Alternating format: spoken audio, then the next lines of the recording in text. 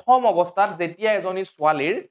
মেনাৰ্ক বা প্ৰথম মাহেকীয়া হোৱাৰ আৰম্ভ হয় সেই প্ৰথম ধৰি লওক কোনোবা এগৰাকী ছোৱালীৰ 9 বছৰ বা 10 বছৰ বয়সত প্ৰথম মাহেকীয়া আৰম্ভ হ'ল সেই মাহেকীয়া আৰম্ভ হোৱা মাহটোৰ পৰা প্ৰায় 6 পৰা 7 বছৰ বয়সলৈকে অকমান ইৰেগুলাৰ হোৱা দেখা পোৱা যায় সেইটো কিন্তু নৰমেল হয় সেইটো কোনো অসুবিধাৰ নহয় বা চিন্তা কৰিবলগীয়া বিষয় নহয় তাৰ পিছত মই কম এগৰাকী মহিলাৰ যেতিয়া 45 পৰা 50 বছৰ সময় হয় বা বয়স হয় সেই বয়সছোৱাত কি হয় যেতিয়া মানুহগৰাকীৰ মেনোপজ বা মাহেকীয়া ঋতুস্ৰাৱ বন্ধ হওঁ হওঁ অৱস্থা আহি পৰে তাৰ 2 বছৰ বা 1 পৰা 2 বছৰ আগতো কি হয় মহিলাগৰাকীৰ ইৰেগুলাৰ হ'ব পাৰে বা অনিয়মিত মাহেকীয়া ঋতুস্ৰাৱ হ'ব পাৰে তো মই আকৌ এবাৰ কৈছো